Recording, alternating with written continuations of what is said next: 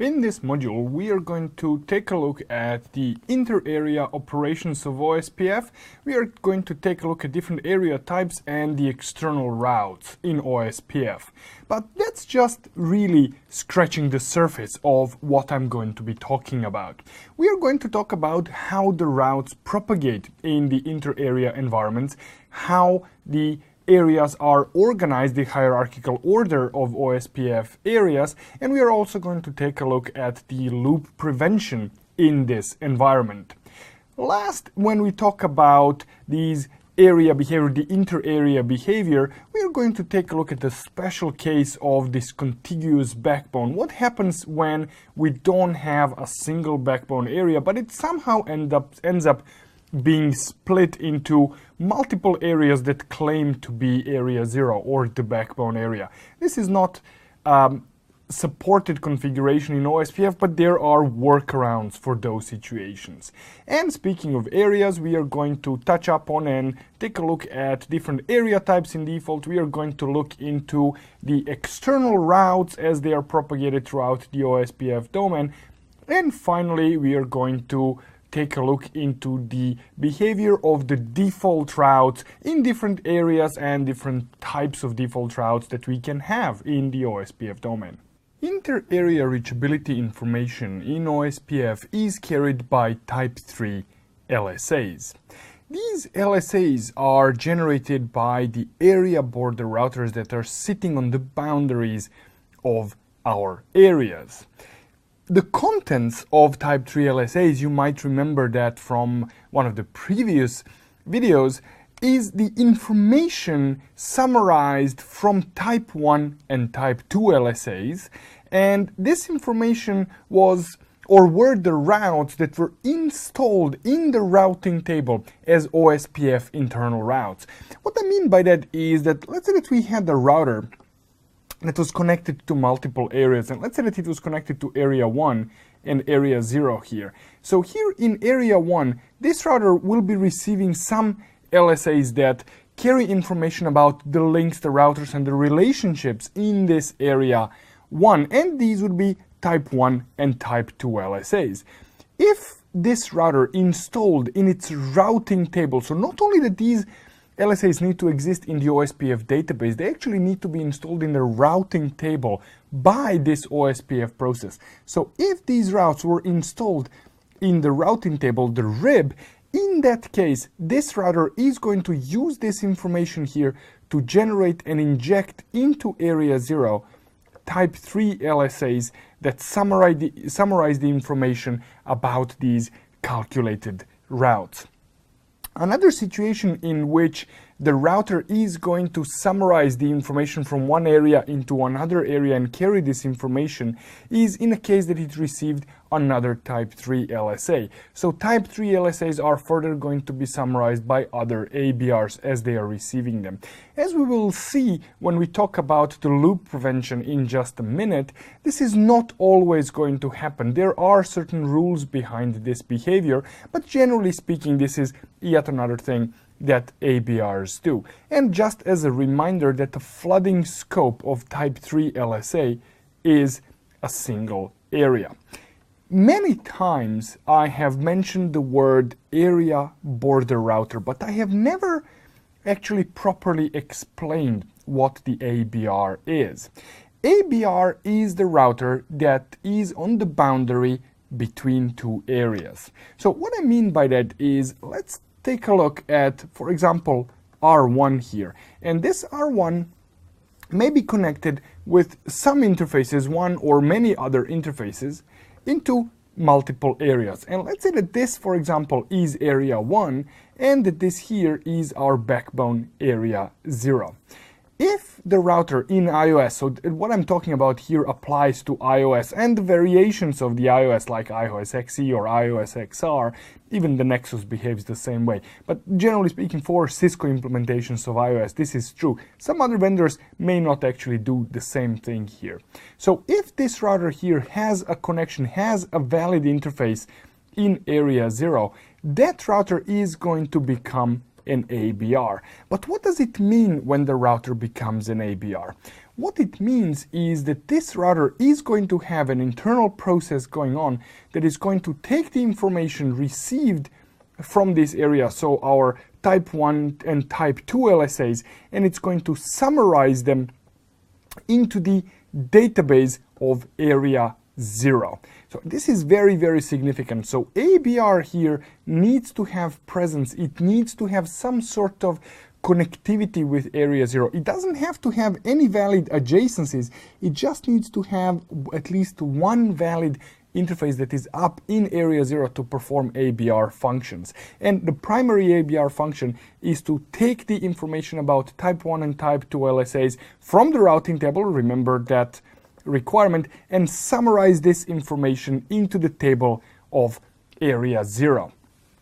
This is very, very important and significant, because if we had a situation that we had, let's say, 3 routers, R1, R2, and R3 interconnected like this, and let's say that this here was area 1 and this here was area 2, so we don't have area 0 here now.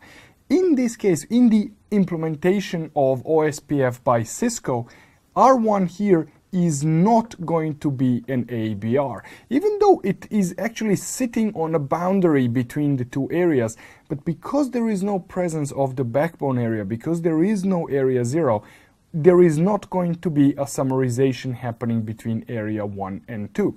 In other words, R1 here will have a database in area 1. So R1 will have full reachability with R2, and R2 will have full reachability with R1 inside area 1.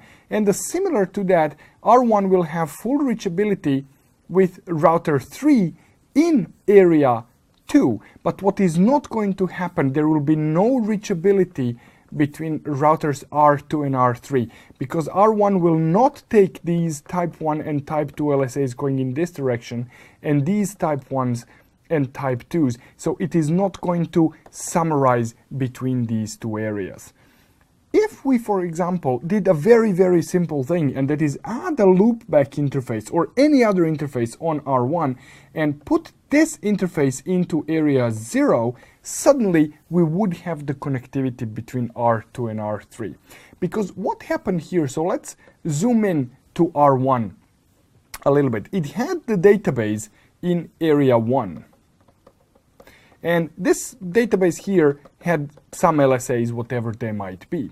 This router also had database in area 2. And there were some LSAs here. Without having area 0, there was no direct communication between these two databases. There was no transfer of information, there was no summarization information. But when we created an interface in area 0, what we have created was the database for area 0, and between the database of area 1 and area 0 there is going to be a communication, and between the database of area 0 and area 2 there is going to be communication. So we can say that indirectly there is actually a connectivity, there is an exchange of information between areas 1 and 2, but this communication is not direct. So this communication here actually happens through area 0. So it needs to bypass this area. Not bypass, but it needs to traverse this area.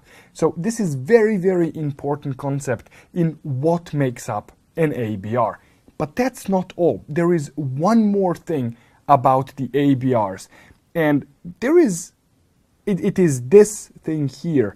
ABR is also the router that claims to be an ABR. And how the routers claim to be an ABR, and this is very interesting, it is going to be in type 1 LSA. Now remember, the type 1 LSA carries the router ID of the router, it carries the information about the connected networks and some other flags. One of those other flags is so-called border bit, or the B bit, the border flag. If this B bit is set to 1, and this is going to be in the LSA header of type 1 generated by the ABR, other routers are going to know that that router there claims to be an ABR and actually performs ABR functions as I just described. Last but not the least, the ABR is a filtering and summarization point for inter-area routes. Nowhere else in the network can we filter inter-area routes, type 3 routes, except on the ABRs. And the reason for that is that type 3 LSAs have the flooding scope of the area. That means that if we have this LSA in a particular area, in one router, every single router must have this information.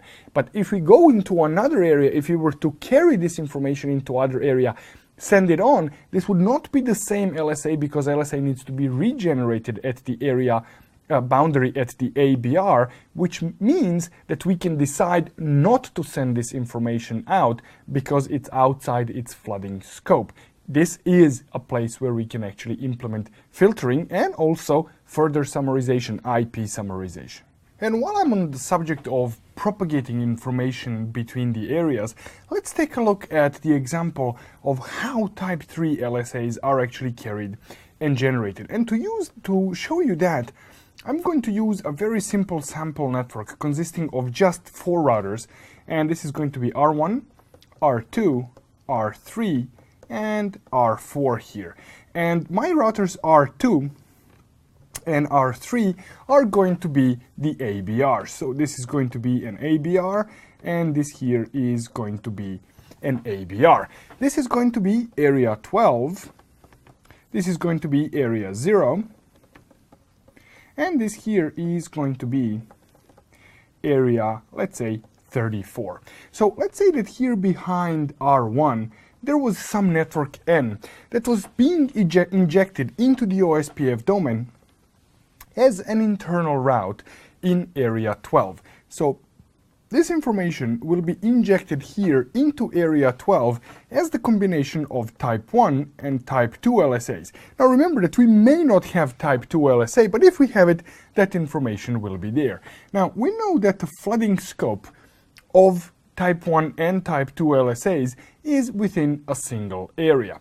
So what is going to happen here is that in its database, in area 12, R2 will have this information, and given that there is no other routing protocol in operation, this information will actually be installed in the routing table on R2 by OSPF, which means that R2 now satisfies all the prerequisites of generating type 3 LSAs. So what it's going to do here, it's going to generate type 3 LSA with the flooding scope of a single area, then it's going to say that network N is reachable through R2.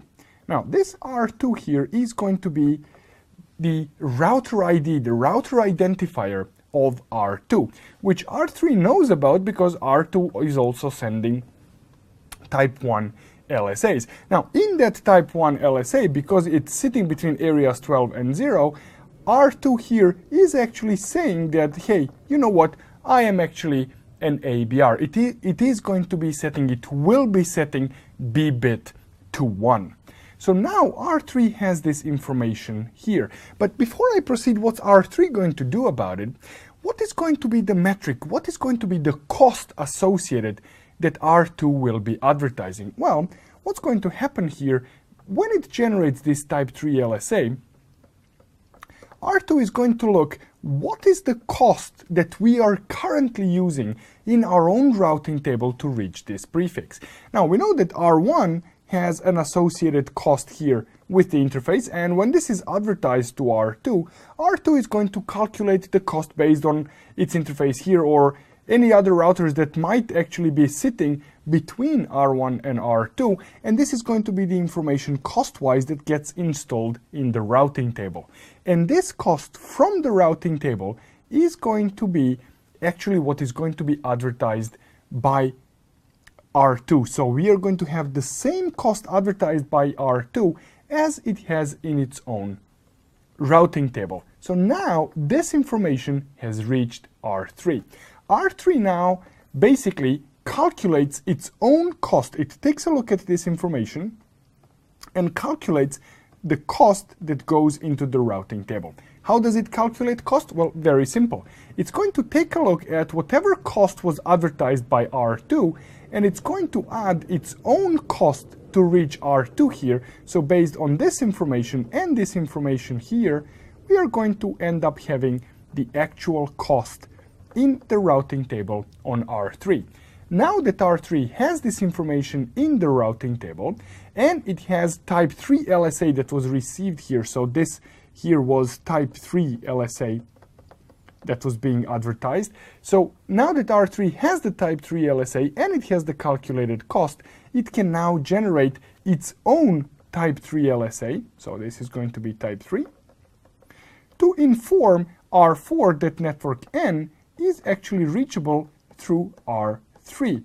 And again, R3 here is going to be the router ID of R3, and the cost will be whatever the cost was that R3 calculated in its own routing table. So this is how the routing information, is going to get from area 12 to area 0 and from area 0 into area 34. We can see from the previous example that the behavior of OSPF in inter-area operations is very, very similar to the operation of distance vector routing protocols. What I mean by that is that we have observed that the router takes a look at the incoming route, looks at what is the cost on that route, adds its own cost, and inserts this information into the routing table. When this router then advertises information out, and when this information arrives to another ABR, that other ABR basically does the exact same thing. So distance vector behavior, not between the routers inside the area, but between the ABRs in those areas. So when we have distance vector behavior, that means that some sort of information, some sort of routing visibility between the areas has been lost. And in OSPF, this is true, because the routers beyond the ABRs, they don't really know what is happening in those areas, what are the interfaces, what are the relationships. All that information has been simply summarized into a single piece of information that tells those routers that some routes in those areas exist. Now, when we have that situation, we are opening our network to the possibility of loop creation. And loops are very, very bad in networks. So what we are going to take a look at next is, first of all, what kind of problem can we have in our OSPF if the loop prevention mechanisms didn't exist? So what I'm going to explain now is how OSPF doesn't really work, but I will explain then, at least it is going to become clear to you why certain things, why certain decisions have been made in OSPF. So I will put a note there that while I'm explaining this, this is not exactly how OSPF works, but it's very important to understand what the problem is so that we can understand what the solution was applied in the end. Let's now explore the network consisting of several areas. And I'm going to simply represent areas as these pizza-like looking structures. So let's say that we had 3 areas here, and I'm going to organize them in a way that, as the sign here says, is not exactly how OSPF works. But I want to show you what is the problem that OSPF is attempting to solve. And let's say that between these areas here, we had our border routers. Let's call them border router 1, border router 2, and border router 3. And let's say that this here is area 1, that this here is area 2, and this is area 3. And before one of you says, hey, wait a second, where is area 0 there? I know. Remember the sign here that says that this is not how OSPF works. I just want to illustrate a problem. So, and let's say that here in area 1, we had a network N that needs to be advertised in OSPF. And let's say now that this network N actually does get advertised, and it is somehow going to reach our border router 1. Now, we know that the flooding scope of internal routes, type 1 and type 2 LSAs that carry this information, is inside the area. So this information is going to stop existing on R1, and R1 is going to take this information and it's going to summarize it into our area 2. Somehow this information is going to reach our border router 2. Knowing how these routes actually propagate inside our OSPF, we know that this is going to stop here, and let's say that it somehow makes its way to router R3. Our router R3 is now going to repeat the exact same thing, and it's going to inject back into area 1 the routing information that may have originated in area 1. Now, let's imagine for a second that this here was, let's say, a 64 kilobit per second per link, 64 kilobits per second link, and that all these links, all the other links in the entire network, and let's say that these links were organized somehow like this, that all these links were 10 gigabits per second. Now, we can think here that the best path from R1's perspective to reach this network N might actually, for whatever reason, be down this path here. And then the traffic is going to reach R1. And then when it reaches R1, it's going to go through R3 and so on and so on and so on. And it's going to loop like this. As I said, this is probably not what's going to happen. And not only probably what's not going to happen, this will not happen for several reasons.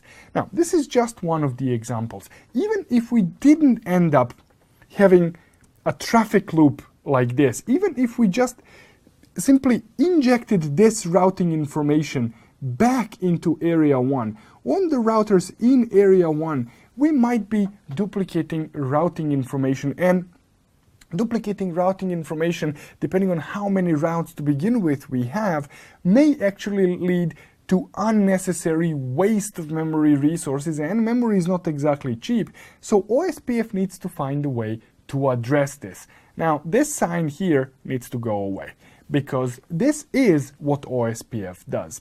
Now, to address this issue of the routing information itself actually looping here, OSPF implements something that I like to call the route hierarchy. The route hierarchy simply means that not routes in OSPF are born the same way. There are three types of, actually not three here I need to write two. There are three types of OSPF routes. There are intra-area routes, and these are the routes that are carried in type 1 and type 2 LSAs. There are inter-area routes, which are the routes carried in type 3 LSAs, and there are external routes, which are routes that are carried in type 5, and in some cases, in the case of NSSA area, in type 7 LSAs. And here you might remember this a discussion where actually we didn't go into detail about this, but I did mention it when I went through the introduction of OSPF. I did mention that there are two types of metric. There is type 1 metric and there is type 2 metric here. Sometimes these are called E1 or N1 in the case of the NSSA, and E2 metrics and N2 in the case of NSSA.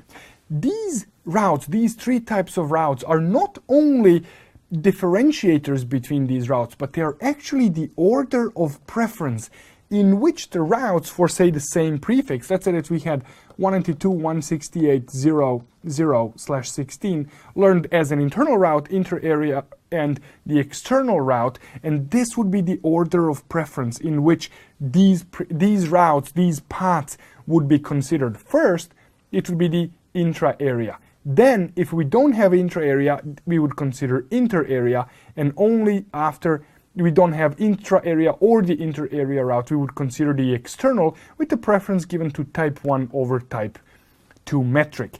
The important thing to note here is that the metric comparison between, for example, intra-area routes and inter-area routes is not possible.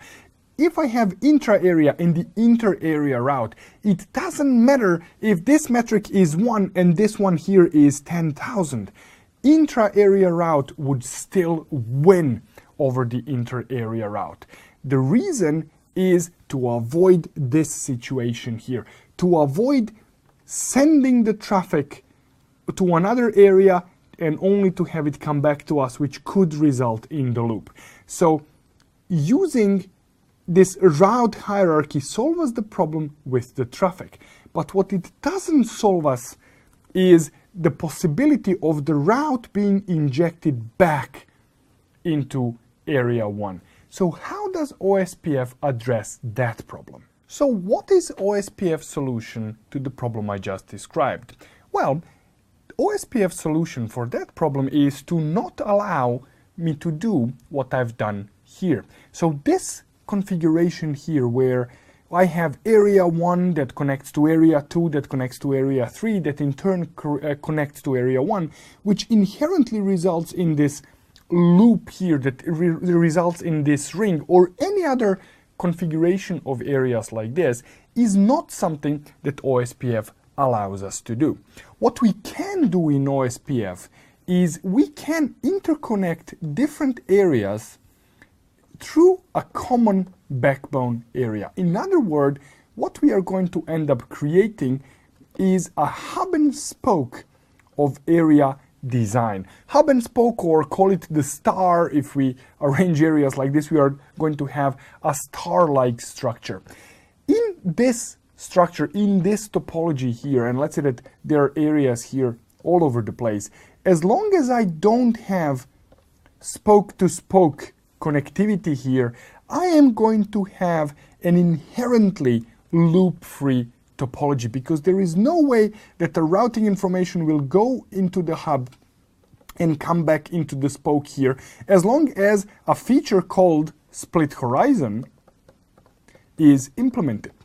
Now, split horizon is something that is usually not associated with OSPF. This is something that we think of when we think about RIP, when we think about EIGRP and loop prevention at the interface level. However, in OSPF there is a kind of a behavior similar to split horizon when it comes to inter-area behavior, because what we are creating is a hub and spoke of design at the area level. So let's take a look at examples of how this design can actually help us prevent the loop. So what I'm going to do here is I'm going to bring the three areas that I had before, and I'm going to interconnect them again with my border router. So let's say that this is border router 1 and that this here is, let me write it nicer, that this here is the border router 2. Again, I'm going to have this network N, and I know that inside area 1 this will be advertised to border router 1, and then finally somehow this ends up to the border router 2, who then injects this into my area here. So let's say that this here was area number 1, that this here was area number 2, and this here is my backbone area 0000, or as iOS likes to call this area, simply area 0. Now, area 0 is a special area. It is called the backbone area. And there are rules that pertain to the backbone area. The first rule about the backbone area is if we have multi-area design, it must exist.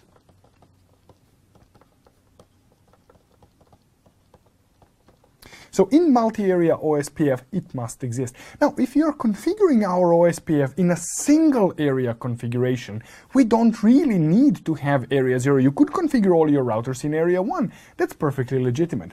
The second rule of area 0 is that all other areas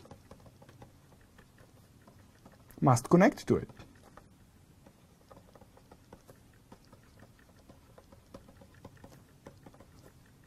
And there is a third rule, that backbone area must be contiguous.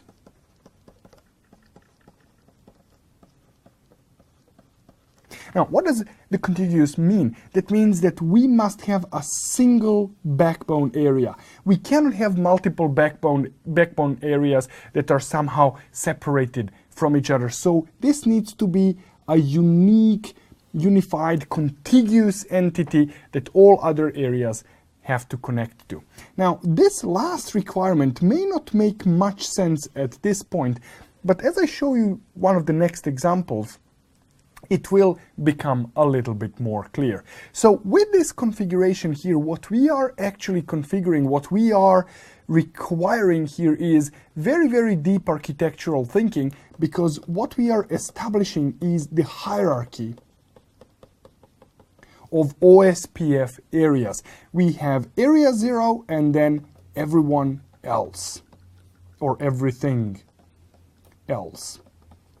So let's take a look at in which cases this design here may not actually be the magic bullet and could end up and could result having a loop. I can hear you thinking now, and it probably goes along the line, so he spent all this time talking about how this is going to solve the loop problem, and now he's going to show us how it doesn't actually solve the problem. Well, not always. In this scenario that I have presented, yeah, it is going to prevent the loop from happening. But let's take a look at another example here. Let's add another ABR here between our area 0 and between our area 2. Now, it is perfectly legitimate to have multiple ABRs between two areas. So let's take a look at the propagation of our route N. So it's going to go here to the ABR1, where it's going to end its life as type 1 and type 2 combination,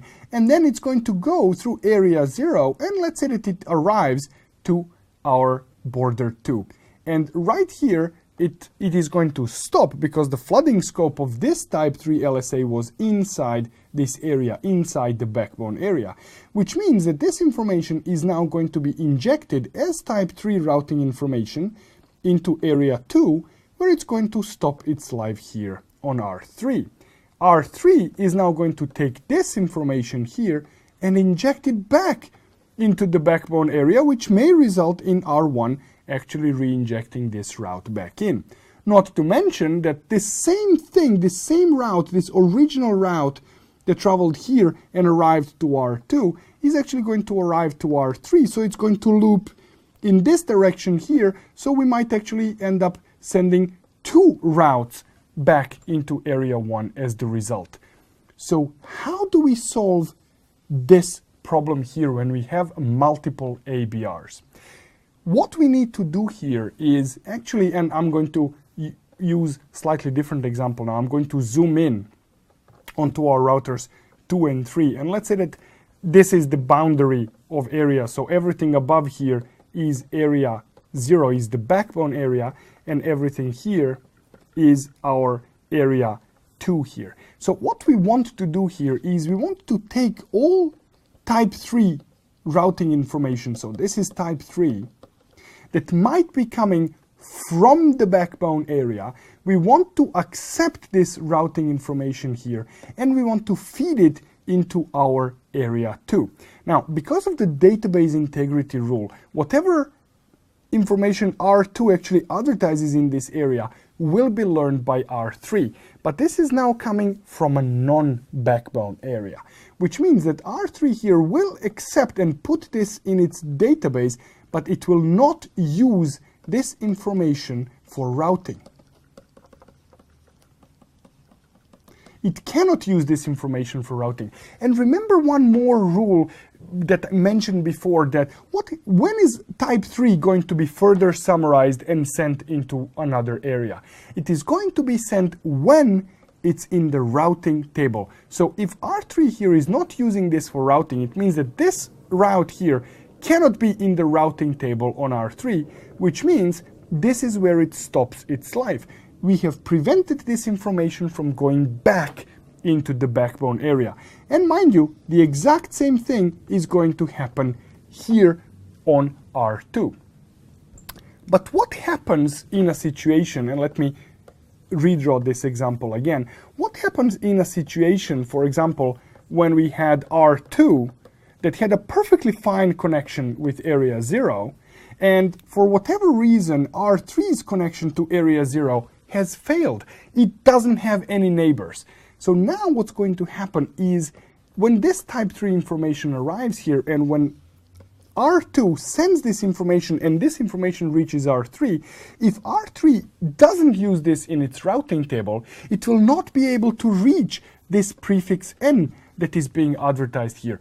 Is that a desired behavior on R3? Well, in this case, it is not a desired behavior. So if this is the case, if R3, if our ABR has no adjacencies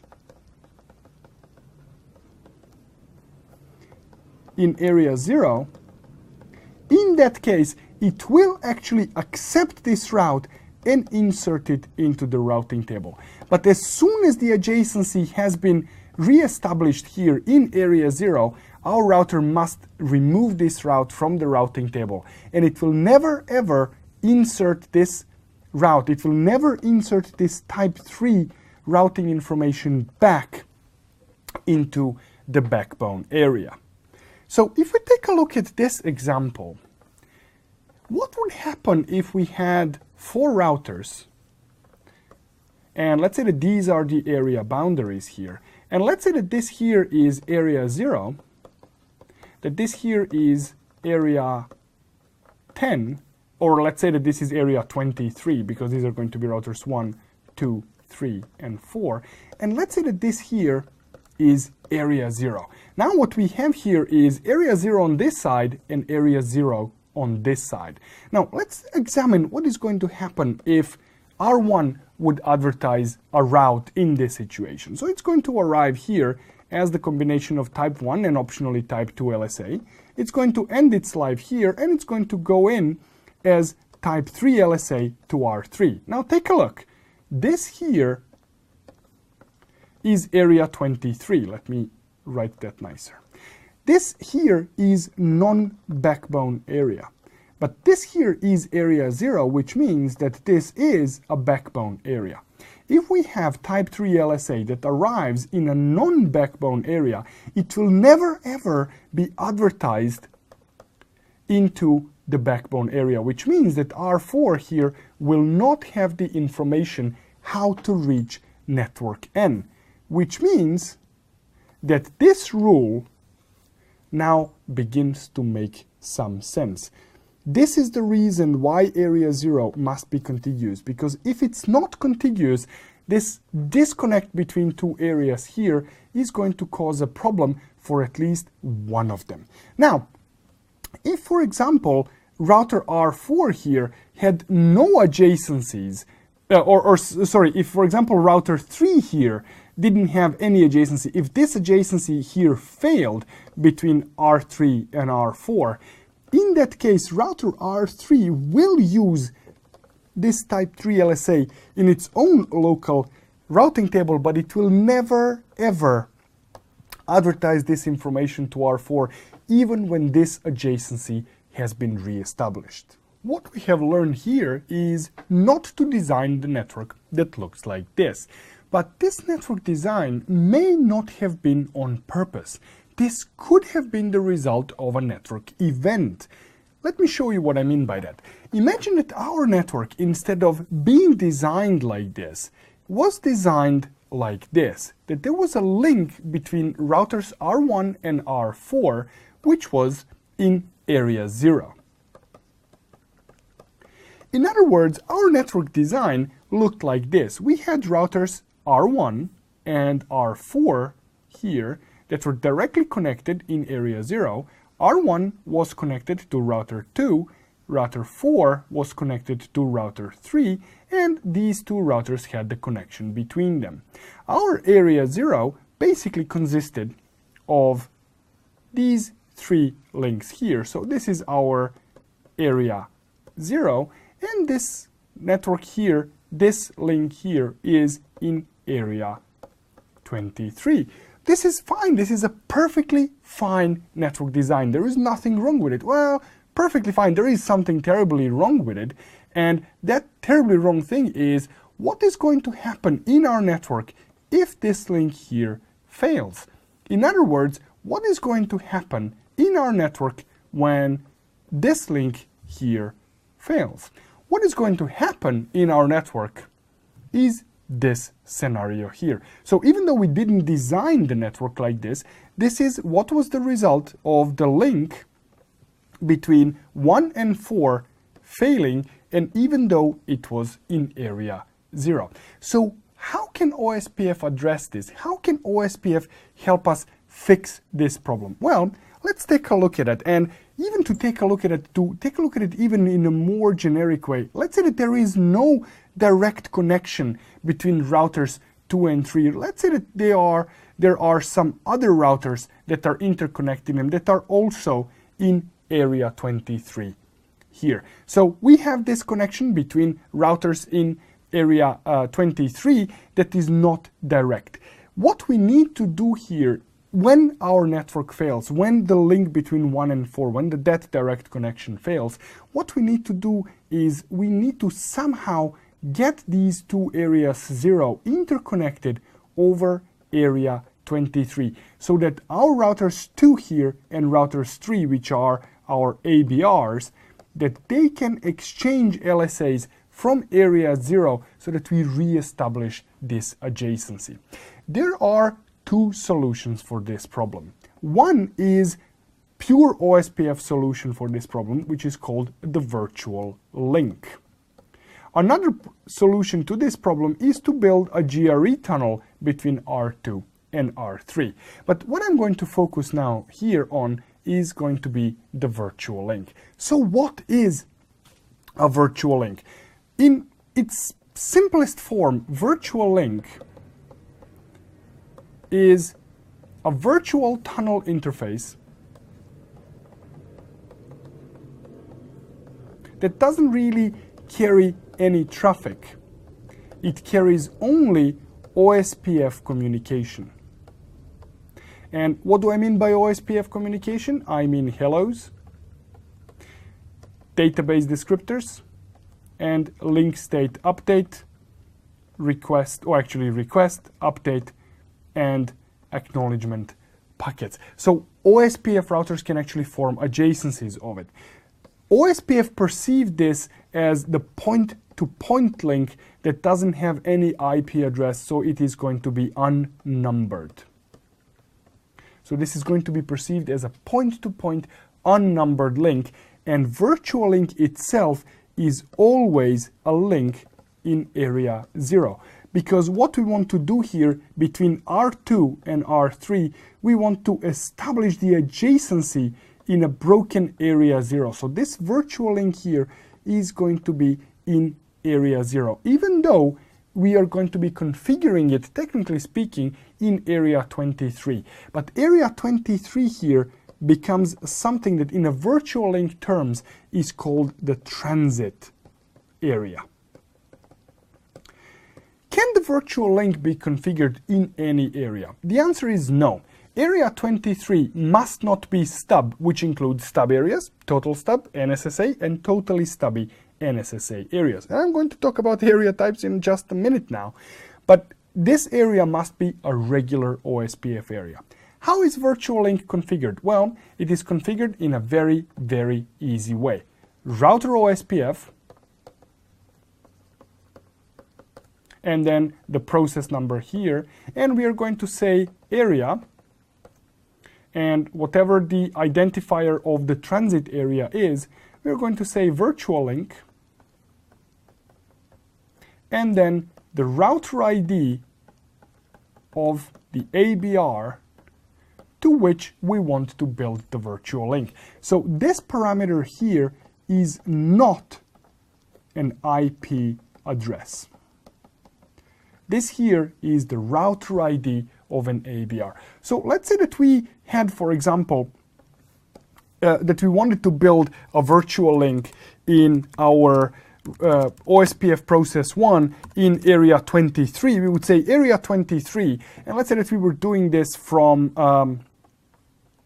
let's say from R2 to R3. So what we would do here is we would say area 23 virtual link, and we would say the destination, for example, 0002. Now keep in mind, and you might remember this from before, that if we had any authentication, this is where we would specify the authentication settings. But this itself here will build us this virtual link so that our routers 2 and 3 can actually re-establish the adjacency and correct this problem that resulted in link between 1 and 4 failing. How do you verify the operations of the virtual link? Well, very simple. The command for that is show IP OSPF, and don't fall for the trap of typing virtual link here. That output will show you that the virtual link is configured, but it won't be very useful. So what you want to see is show IP OSPF neighbor, because you do want to see the neighbor on the virtual link interface, and the virtual links will be numbered 0, 1, 2, 3, etc., depending on how many virtual link interfaces you have configured. We talked about this and that area, and now it's the time to explain what all those different areas do and how they behave. In OSPF, the default area type, when we create an area, when we assign an interface into a particular area, is to treat that area as the normal area. A special case, obviously, is going to be the backbone area when we declare that interface is part of area 0, but from the perspective of how the area behaves, there is no difference between the normal and the backbone areas. In the normal and backbone areas, all types of LSAs except type 7 are supported, so we can have type 1, type 2, type 3, type 4, and type 5 LSAs. If we wanted to inject a default route into the normal area, we would have to do that through the global OSPF command. So this will apply to the entire process and all the normal areas, which means that we cannot selectively inject a default route into just some of the normal areas. It's all or nothing.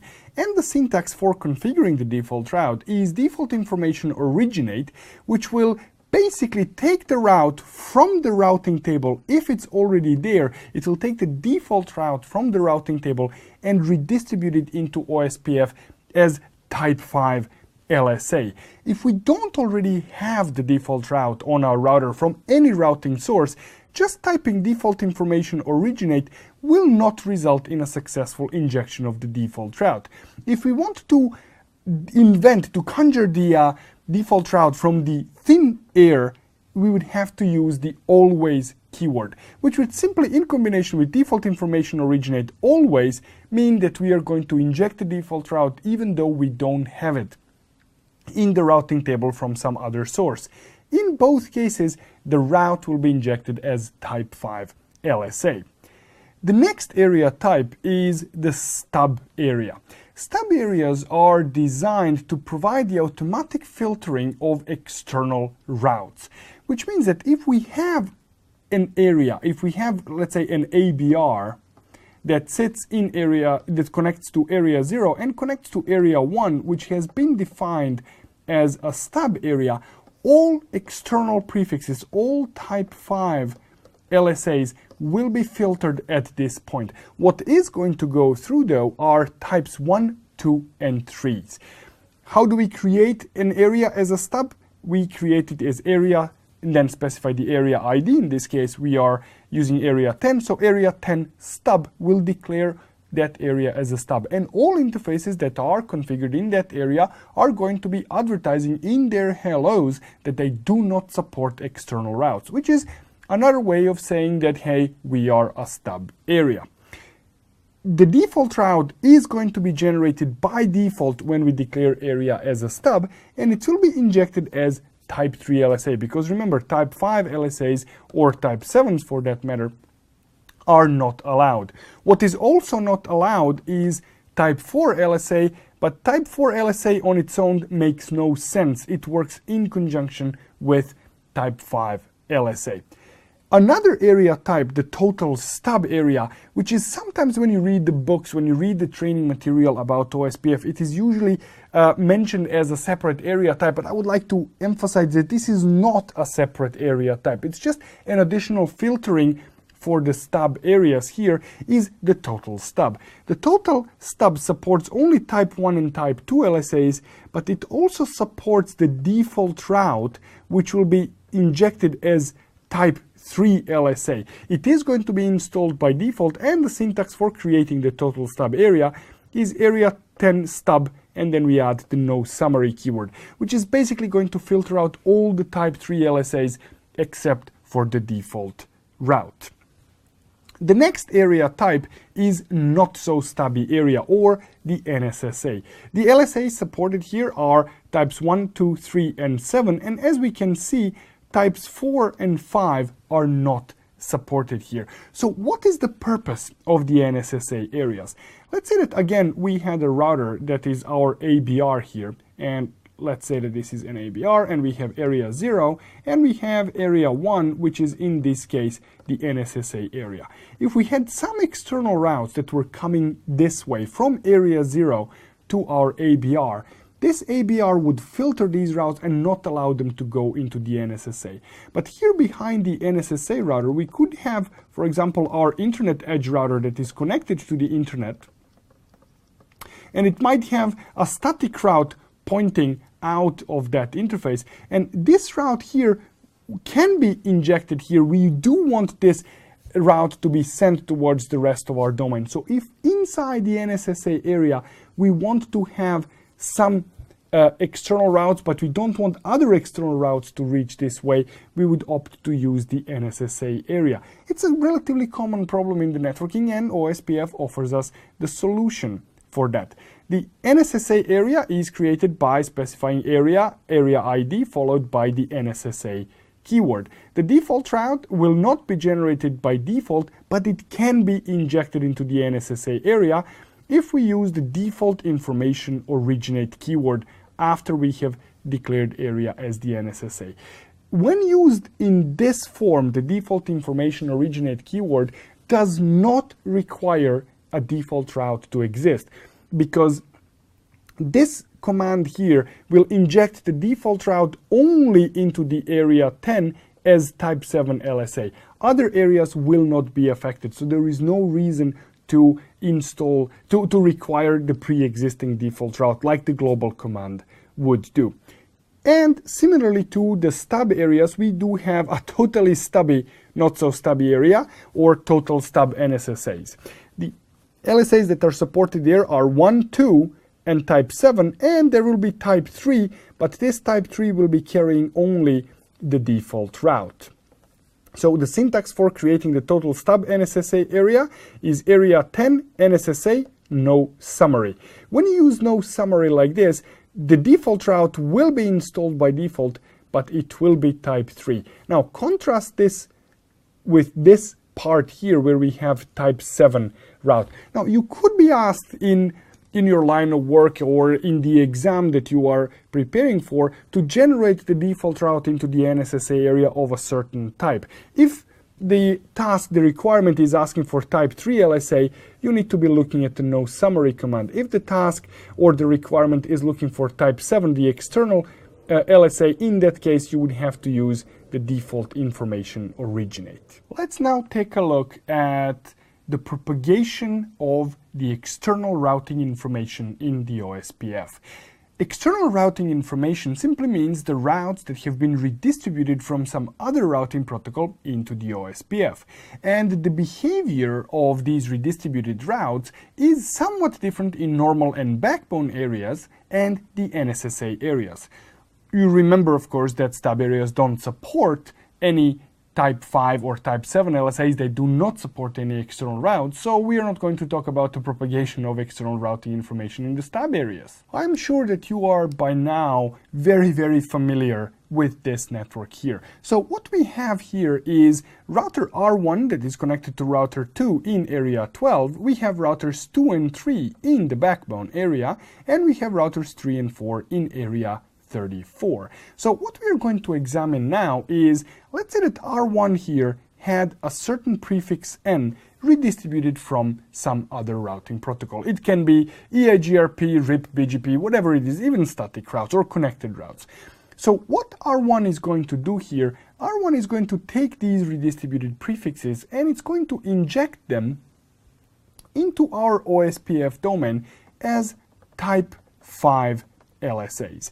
Now, we are assuming here that all areas area 12 and 34 are normal areas. I'm going to talk about the NSSA areas later on. So we know that type 5 LSA here has the flooding scope. It will propagate throughout the entire domain. So what is going to be the information carried in this type 5 LSA? Well, what we are going to have information there is that network N is reachable through the router ID of R1. Now, this information, because the flooding scope is the same, will be the same in area 12, in area 0, and in area 34. Now, when this information arrives to R2, does R2 know which of the routers has the router ID of R1? Of course it does know that, because it will have type 1 LSA generated by R1 informing it about that. But we know that the flooding scope of type 1 LSA is a single area, so that information ends here. Because of the flooding scope of type 5 LSA is the entire domain, this information generated by R1 will be forwarded as is, and it will arrive to our R3. Now, if we examine R3, R3 is going to receive the information that network N is reachable through the router ID of router R1. Does R3 know which of the routers has the router ID of R1? And now, mind you, I'm using the name R1 here. Obviously, it is going to be some 32-bit identifier, like for example 0001. But does R3 know which of the routers in the network that is? Well, as it seems, it doesn't. So can it actually use this information for routing? As it turns out, it can, but it needs a little bit of help. It needs the help from R2. When R1 becomes an ASBR, and router R1 will become an ASBR when we configure redistribution on it, R1 is going to, in its type 1 LSA, going to set one of those flags, E flag, or the edge bit. It is going to set this edge bit to 1, which is going to indicate that this router is claiming to be an ASBR. The presence of E bit on type 1 LSAs is going to trigger the process on R2 to generate type 4 LSA, which is going to carry the information that R1, the router ID of R1, is reachable through the router ID of R2. So now this information has arrived to R3. So R3 now has information that R1 can be reached via R2, and it has information that network N can be reached in turn through R1. So R3 can recursively calculate that if it wants to reach network N, it needs to go to R1, but if it wants to reach R1, it needs to send this traffic towards R2. So this information from type 4 and this information from type 5 was actually used on router R3 to calculate what is the path and how can it reach the network N. The similar process is going to happen on R3. The flooding scope of type 4 LSA is a single area, because think about it. In area 34, would there be any use of information that router R1 is reachable through R2 when R4 has no idea who R2 is? No, it would be completely useless.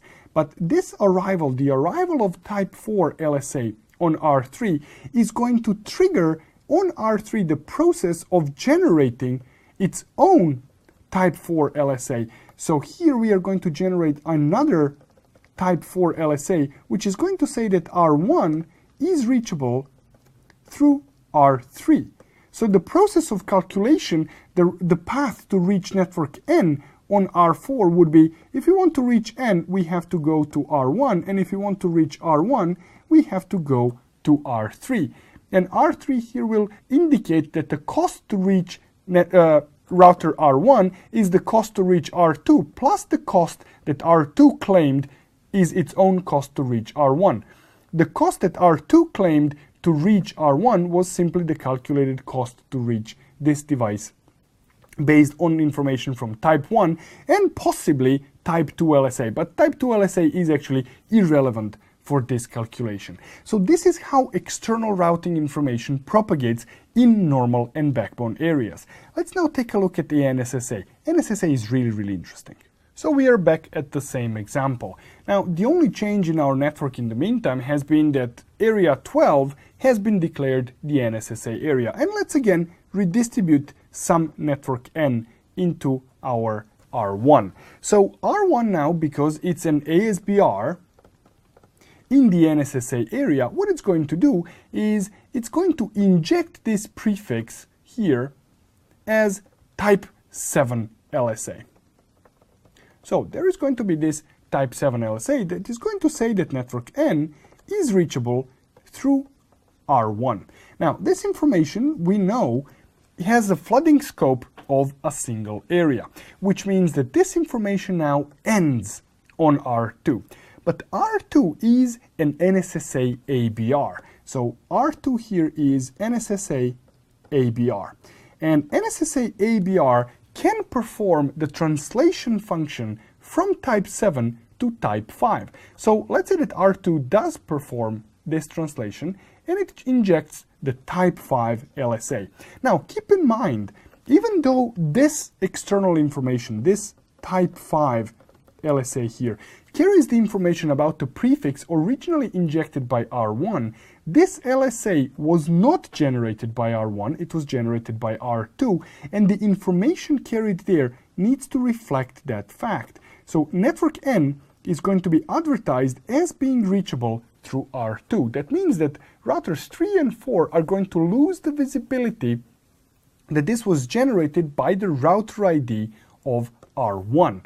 And this is going to be the same information that is going to exist in our area 34. Now, keep in mind that obviously area 34 here is a normal area. It cannot be stub because stub areas don't support type 5 LSAs, and it also cannot be NSSA area because NSSA areas don't support type 5 LSAs. So the only place where we have the NSSA area is where we are injecting the external route from. So we are looking at how the external routing information from the NSSA area is going to propagate throughout our network.